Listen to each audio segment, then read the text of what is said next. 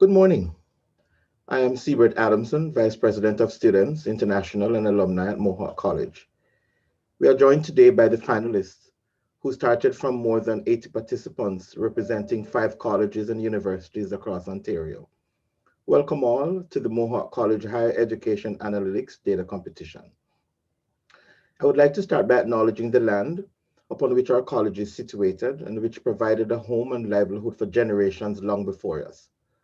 While this acknowledgement is different for many of our guests from different regions, I am confident we share a common desire to respect Indigenous heritage. Mohawk College is situated on the traditional territory of the Haudenosaunee and Anishinaabe nations within the lands protected by the Dishwish Wanspoom Wampum Agreement and is currently home to many Indigenous peoples from across Turtle Island. As I mentioned earlier, we had more than 80 participants from 24 teams representing Cambrian, Brock, Carleton, Durham, and Mohawk. Congratulations to all participants for your hard work and insightful analysis from the posters that were submitted last weekend. A special congratulations is given to the 8 teams that earned their place in the final round of the 2021 head competition. This event started in 2019 with just 6 teams from 2 institutions, but the feedback was quite positive and the students' results were impressive. We had to cancel last year's event as a result of the initial response to the pandemic.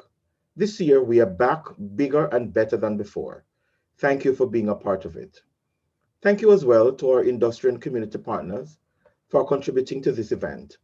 We are grateful to Scotiabank for supporting the head competition as the primary sponsor for this year's event. We are also thankful for the ongoing support from IBM and its relationship with the Analytics for Business Decision-Making grad certificate program at Mohawk's McKeel School of Business and from the Institute for Smarter Government, which is a vocal advocate for this competition. In addition, we thank the judges who have donated their time tomorrow and to Professor Stephen Way and his team for organizing the competition again this year. We are pleased to have Kelly Coxon from City Housing Hamilton with us this morning. She will share her expertise and speak this morning about the challenges of housing affordability in Hamilton. She's passionate about housing as a human right and as a key area for policy development in Canada. We thank her for sharing her knowledge and expertise with us all this morning. Competitors, you're going to be incredibly busy over the next 24 hours examining a very serious problem in Hamilton and in many other Canadian cities. The housing affordability crisis has been intensified during the pandemic, and the media is shining a brighter light on the issue as a result. Please remember that the data you work with today and tomorrow is linked to people, usually vulnerable people, who are affected by housing affordability issues in a very real and sometimes distressing way. I am sure you will learn a great deal in a very short time during the competition. Thank you again for joining us for the 2021 head competition.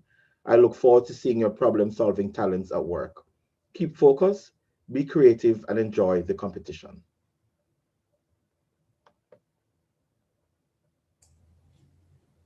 Hello, my name is Naira Cruz, and I'm the Associate Dean of Business and Creative Industries. And today I just wanted to bring welcome and greetings from the McKeel School of Business, Creative Industries, Liberal Studies, and Communications, and echo the welcome and thanks that Siebert already brought. Thank you to all the entrants and congratulations to the 8 finalists. Thank you to our community partners, specifically Scotiabank and IBM. Thank you also to our faculty and staff who've run this amazing event year after year, specifically Stephen Way and the entire team. And thank you to the librarians, specifically Kathy Hicks and Meg Terrell. Your support for this event is greatly appreciated. And congratulations to the 8 finalists, and I hope you have a great couple of days and have fun.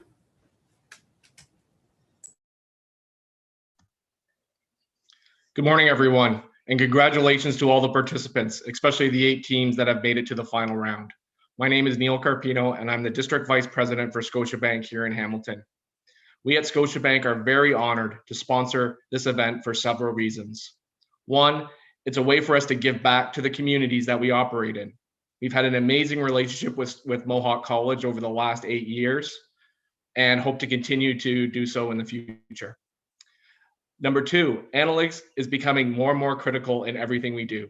We now collect more data in 1 minute than we have over the last 100 years combined. Think about that. Leveraging our data helps us serve our customers better by allowing us to understand their needs and provide solutions to help them become better off. And lastly, we're investing in our youth, our local talent, our future leaders, which we need to build better platforms to serve our customers' every need. Congratulations all for making it this far. Be bold, think big data, and amazing things will happen. Thank you.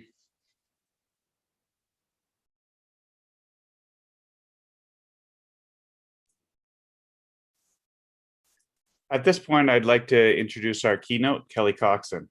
I had the pleasure of meeting Kelly earlier this year through working with a City Lab project for the City of Hamilton. Kelly Coxon has worked in the housing and homelessness sectors for over a decade in Hamilton, Toronto, and London. Currently, she is the project manager for Vanier Towers with City Housing Hamilton. In her role, she is responsible for coordinating a hub of services delivered to a vulnerable, low-income community. In 2020, the Vanier Towers Hub received the Innovation Award from the Ontario Nonprofit Housing Association for its unique approach to supporting tenants facing complex barriers to living independently. Kelly has worked for the City of Hamilton, Toronto Community Housing Corporation, and YWCA Toronto in roles focused on eviction prevention, tenant support, and community development. She has experience in emergency shelters, transitional housing programs, and independent affordable housing organizations. In addition, she has contributed to the research, development, and evaluation of several supportive housing programs. Kelly completed a Master of Arts in Sociology from McMaster University, where she studied housing inequality and social welfare policy in Canada. Welcome, Kelly. Thank you. Thank you so much. I'm just going to share my screen so you guys can see my presentation.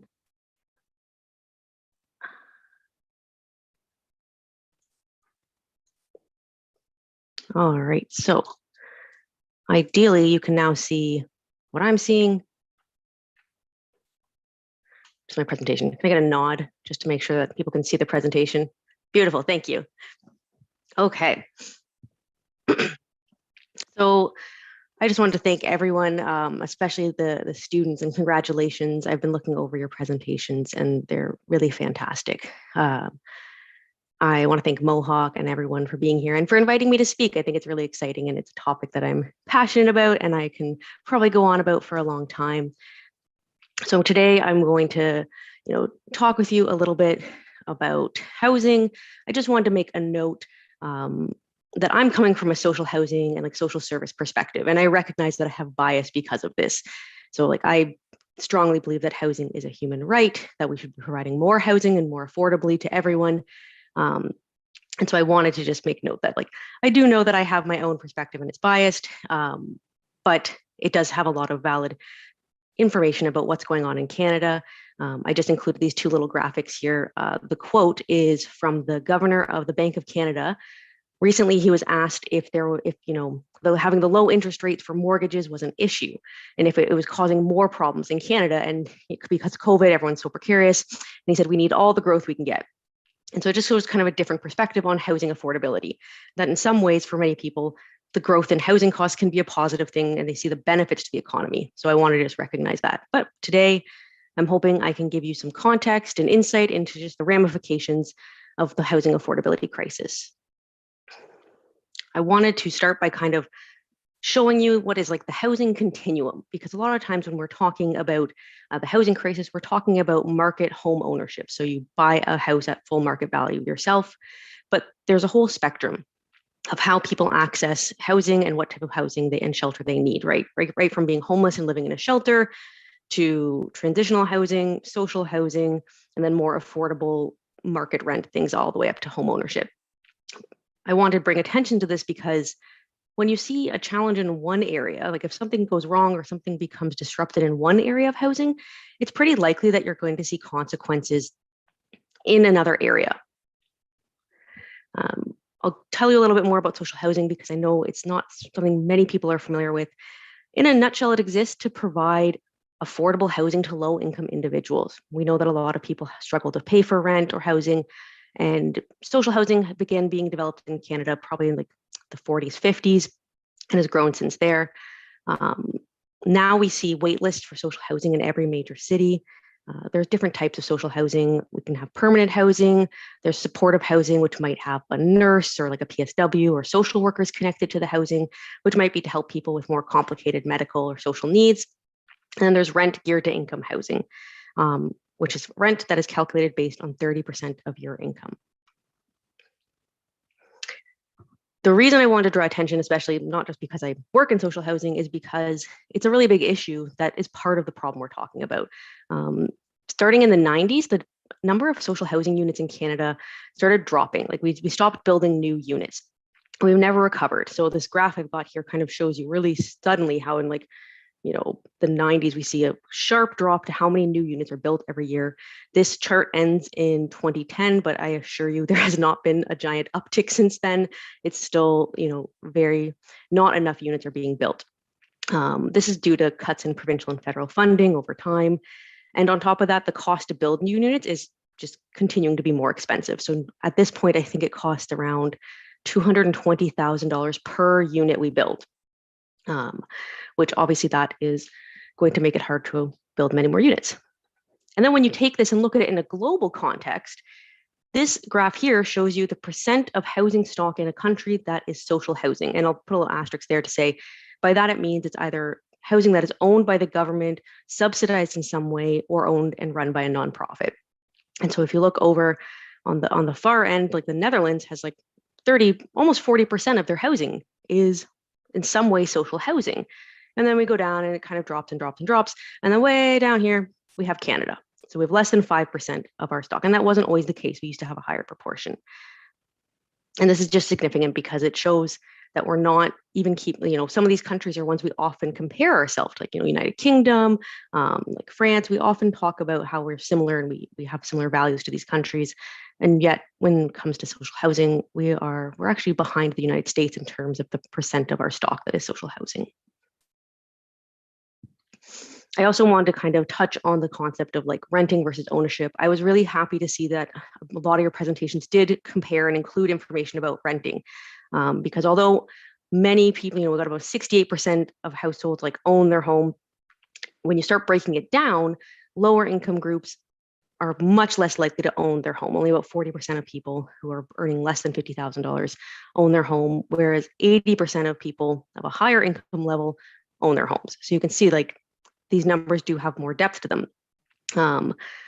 And we know that both rent and mortgage costs are increasing in most parts of this country, but the cause and the impacts do have some differences. In most of Canada, for example, there's no limit on the amount of rent the amount rent can be increased between tenants. So if I was living in an apartment for 10 years, paying $700 a month, and I moved out, my landlord could increase the rent to the next tenant to $1,400 a month. It doesn't matter if the cost of that building has increased or not, or the cost to like utilities or anything has increased to that. The landlord is allowed to make that. So we see an incentive now to make long-term tenants move out because landlords can increase their rent and therefore their revenue. On average, renters spend a larger proportion of their income on housing than homeowners. And so these are things to take into consideration when we're looking at this, the data around housing affordability and what's going on in Canada. And why does it matter? So matters for lots of reasons. I think the most obvious of which is that housing is a basic need. We all need somewhere to live, and without it, things are not great. So most experts and economists recommend that you spend no more than 30% of your household gross income on your rent, mortgage, and utilities. And that's something we're seeing being rapidly impossible for people. It's more and more folks are going to have to spend more than 30% of their income on their housing. And then it matters because people who are already marginalized, already at a disadvantage in terms of their income or ability to get into the housing market, are going to be disproportionately impacted when housing becomes unaffordable and scarce. So these are all factors that, these are reasons that it's an important topic to think about. And this issue has been going on for a long time. In many of our cities, major cities, it's been, we've talked about the housing bubble and housing crisis for, decades now. Toronto, we've been talking about, is the bubble going to burst for 20 plus years? COVID is making this issue more urgent and obvious, but it's been there. And so when you're looking at the data and how COVID's affecting it, think big picture, think about what does this mean in the long term if we already had a housing affordability issue and now it's become worse? There's lots of impacts that I'll talk a little bit about in the next few minutes about, when people are unable to afford housing, they tend to move out, we tend to build out, so we cause urban sprawl. People have longer commutes that raises housing prices in previously affordable areas. These are all challenges we're seeing now. And it matters because housing is a huge source of economic advancement for a lot of people. So a lot of folks rely on the value of their home increasing, either to save for their own retirement. They want to sell and downsize before they retire and have a nice nest egg, or they want to pass down that value to their children. And then we see many people, when they are able to and they start getting ahead financially, they want to buy and use housing as an investment. And so that's something that's a key point, is to use a basic human need as an investment source kind of causes attention, because there's always going to be an issue there.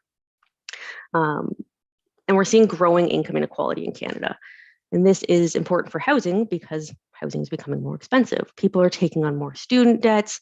We have the income levels from social assistance and employment. They're not rising. They're not matching the pace of inflation. They're not matching the rising cost of housing. And it's, for many people, harder and harder to save for a down payment. And so this income inequality we're seeing is kind of like building up in multiple ways to impact the housing market or people who can't get into it. And like I mentioned, COVID has impacted these areas, and we've seen it in a bunch of different ways. So people who maybe were lower wage earners, they've lost a lot of income, maybe lost their jobs, and they have gone into rent arrears. And this impacts landlords who are then not getting their revenue. We've seen homeless shelters, which are already usually at close to capacity. We have a lot of people choosing to live outside. And so I've got that image there of like the tents in an encampment. And so it's a concern for a lot of people for multiple different reasons that we have people living outside and exposed to the elements longer and more into the year. And at the same time, a lot of urban and people living with middle and upper incomes have seen this being beneficial. COVID has meant that they can move farther away from an expensive city. And so we see more people again moving from Toronto to Hamilton, Niagara. And so, it's happening outside of every city. So I wanted to focus in onto Hamilton, but a lot of the things I'm talking about when I talk about Hamilton are actually true for most major cities in Canada. We in Hamilton have a wait list of 6,200 people looking for affordable housing, and that wait list continues to grow. Almost half of renters spend more than 30% of their income on rent. And when I mentioned earlier, that's something that economists and a lot of experts in housing really do not want to see happening. It puts people in a more precarious situation. And more people are just feeling stuck in unsuitable housing. Maybe they, as their family grows, they're in a 2-bedroom house and they have 4 kids, but they can't afford to move. Perhaps they live in, a rental that's got a really awful landlord who doesn't maintain.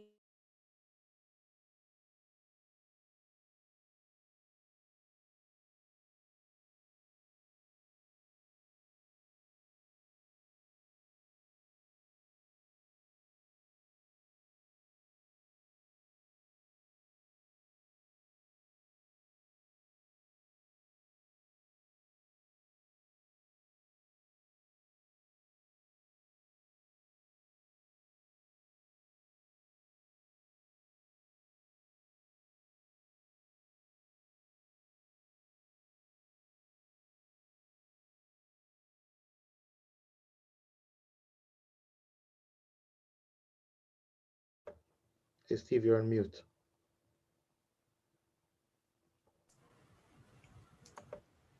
My apologies. I was on mute there. It looks like we have a technical issue with our keynote.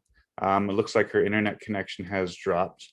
We're just going to wait a couple of moments to give her an opportunity to reconnect. That's the day and age we live in right now with COVID-19. It looks like she's reconnecting right now. So All right, so she's back. So I'll let her unmute herself, and she can I have no idea continue how where she long. was. I have no idea how long I was gone for too. I'm like, oh no. So If you want to throw up your slides, Kelly. yeah, there we go.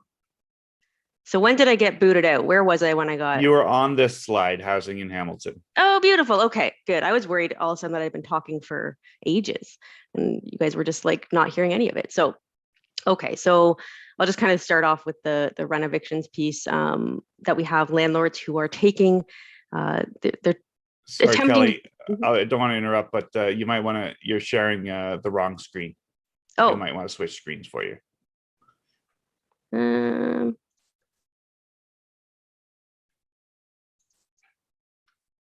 Okay.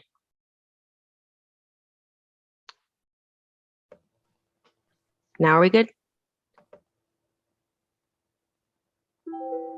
That's fine. If you go into I know, full screen mode, I think you should be fine. There we go. Now we're good? No, it's the same screen, Well, unfortunately. if you go up to the display settings, Why is it doing that? So Kelly, if you share, and when you go to share, just go up to the, okay, there we go. Perfect. Is it good? We did it? Yeah. Okay, beautiful. Sorry about that. Okay, so looking at rent evictions, we have landlords who are pushing out long-term tenants because there's profit to be had. Basically, we have folks who are living, we've seen the cost of rent increase such a huge amount. When I first moved to Hamilton, I paid this was in 2014, I paid $630 a month in rent. It was a terrible apartment, but it was still only $630 a month. Now that same apartment is going for closer to $1,000 a month. And landlords are doing minor repairs and trying to remove their tenants to be able to up the rent when a new person moves in. Now, Hamilton as a city, as just like many cities, we do worry about this. We have a goal to be the best place to raise a child and age successfully. The city wants to have an inclusive community that's actively engaged in making Hamilton a better place. We want it to be creating an accessible environment and supporting residents through all life stages. We actually do also have a 10-year housing and homelessness action plan with the goal of ensuring everyone in Hamilton has a whole. And there's a lot of great work happening to try and increase the amount people can live in Hamilton, people can afford Hamilton. And this is the same for many cities. We want it to be a place folks can live in and thrive in. At the same time, municipalities actually benefit a little bit from rising housing prices. We get more revenue from property taxes. It brings in more business. It can be, really help a city grow. But there needs to be a balance with ensuring that citizens aren't pushed out of the area they live in. We have a need for some more high density housing in Hamilton, but oftentimes those proposals are really unpopular with nearby neighbors because it disrupts their landscape, it disrupts their homes and their neighborhoods. And it also leads to an increasing demand in infrastructure. In Hamilton, the neighborhood called Corktown is I think it's one of the highest densities areas of Hamilton. And there's always proposals to build new high rises, but there's not parking for it. Can the roads nearby actually handle an increase in, 1,000 new people walking and taking the bus and driving? So we have to be mindful as a city about there's a housing demand and a need for more housing, but where is it going to go? Who's going to build it? And how is it going to impact the already existing city? Hamilton has a few different programs going or has had different programs going to try and get more new builds happening. One example of that is the Laneway Housing Pilot Program, which in wards 1, 2, and 3, if your house backs onto, there's like those alleys that go between houses. And if your house has one of those, you can theoretically build a small home, like a tiny home that backs into that laneway to kind of increase the stock of rental units available. And so the impacts of all this, kind of jumping back into the big picture, are complicated. In a nutshell, it's hard sometimes to fully measure. Some of the risks and the challenges we see with housing affordability are pretty obvious, but then others, it's more nuanced and long-term and hard to kind of pick out where is this going to land, what's going to happen next. So I'd ask you just to consider, based on some of the things I've talked about, who does housing affordably impact the most? who is going to be left behind, who is going to have the largest challenge when there's housing affordability issues. Some of the areas, though, that we see, like what are the impacts, are financial. We have a growing gap between the rich and poor. Lower income people are increasingly unable to benefit from rising home values because even if they are in a home ownership position, they can't afford to sell because they won't be able to live in their city anymore. The risk of a housing market crash goes well beyond individuals, though. It's a huge economic risk that we would definitely want to avoid. And when people are spending more on their rent and mortgages, it reduces their ability to spend in other areas. So they are less able to save money, go into education, afford recreation, and put money back into the economy. So those are some of those financial risks. And then for health, like other impacts are health and community. So the health of individuals, when you can't afford housing and you're in unsuitable housing or you're homeless, it's going to impact your mental health and your physical health. Many people report higher levels of stress due to housing insecurity and the social impacts of having to move away to find affordable housing. So people who maybe want to start a family have to move out of town from their own parents and relatives because they can only afford to buy a house that has room for children in a suburb or another area. And then they're further from their work and their communities. And looking at communities, unaffordable housing shapes what's happening in our neighborhoods and in our cities. So adult children are living at home longer, they put off home ownership longer, and between the delay in buying a home or getting into a larger home and the delay in being able to afford it, some people are avoiding having children or they're having less children. And so that's we're going to see that, the ramifications of lower birth rates, and we already are for years. And gentrification is a huge issue. We hear about that word a lot, where lower income neighborhoods have higher income people come in and buy up the properties, raise the value, and then people get pushed out. So these really wonderful communities and neighborhoods like James Street is a really great example in Hamilton, have seen people move out, seen people forced out of neighborhoods that they love and have been in for decades. In terms of solutions, there's lots of different ideas, lots of different approaches.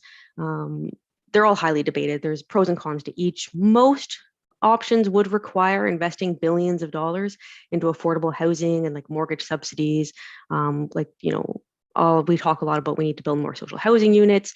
We want maybe to provide interest-free loans or grants to low-income home buyers to help them get into the housing market, and provide tax breaks and subsidies for developers who are willing to build new rentals or new affordable housing, or those are the sort of things that would immediately they would require a financial investment from the government. But there's some other options that maybe are a bit more creative. We could have more transparency in the bidding process on home sales. I don't know how many of you have had the opportunity, have bought a house, but it's essentially a blind auction. You put in your offer on the house and then your realtor tells you, oh, there's another offer, and you don't know how much it is. And right now we're seeing some houses getting, dozens of offers. And so houses are being sold for $100,000, $200,000, $300,000 more in some cities than their original asking price. And the consequence of that is that we don't know, this is driving up the price artificially, because it's not actually like someone might bid $100,000 over the house, but really they only need to bid $30,000 over to get the highest bid. But folks are going higher and higher, and there's no transparency. And there is in some other countries like Australia, realtors have to be more open and share the information about what's happening with the transaction with all the participants. We could increase zoning for tiny homes or modular homes. There's almost no areas in Ontario that you can build a tiny home on in a city. You could also limit rent increases with unit turnover. So there's lots of different ways we can look at this challenge and work towards addressing it and making housing more affordable for folks. But they're complicated, and it's a very big project. It's a very big issue. And so that's why I'm really excited to see tomorrow the different topics that you're going to talk about, how your next presentations, what you're going to do with the data. And so that's it. And I'm happy to hear some questions if anyone has any.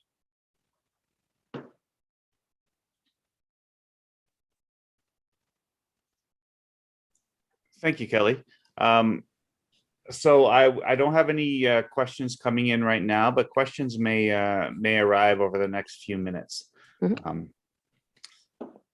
At this point, I'd like to thank you very much for that really informative talk. And I want to segue into the phase 2 problem. And as any questions arise, I'll pass them on to you. In addition, we do have a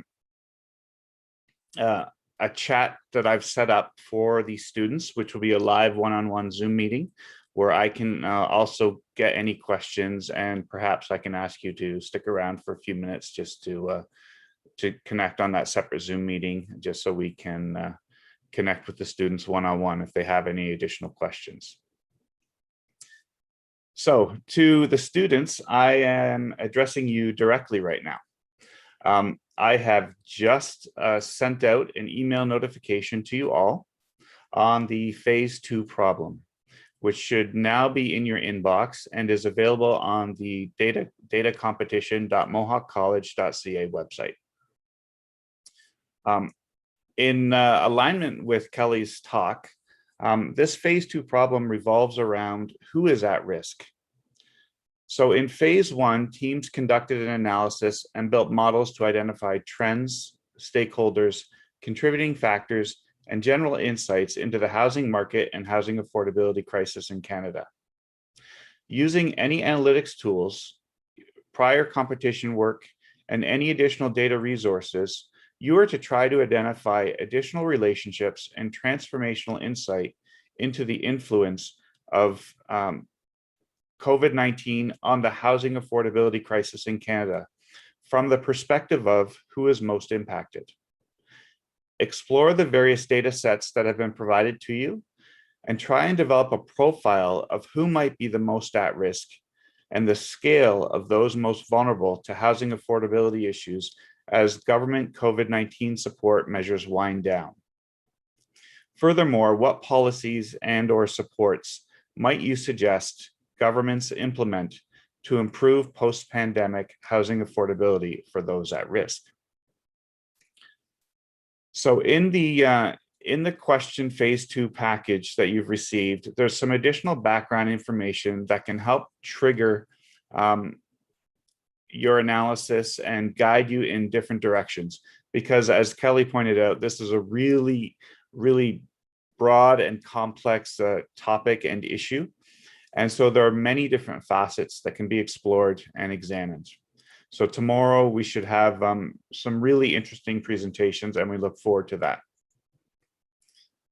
As far as tomorrow is concerned, each team will be presenting a 20-minute live oral delivery using analytics and AI for marketing, HR, and legal from Scotiabank. We're going to have, and perhaps, most importantly, or we have a real treat, and we have an expert from McMaster on several committees with him.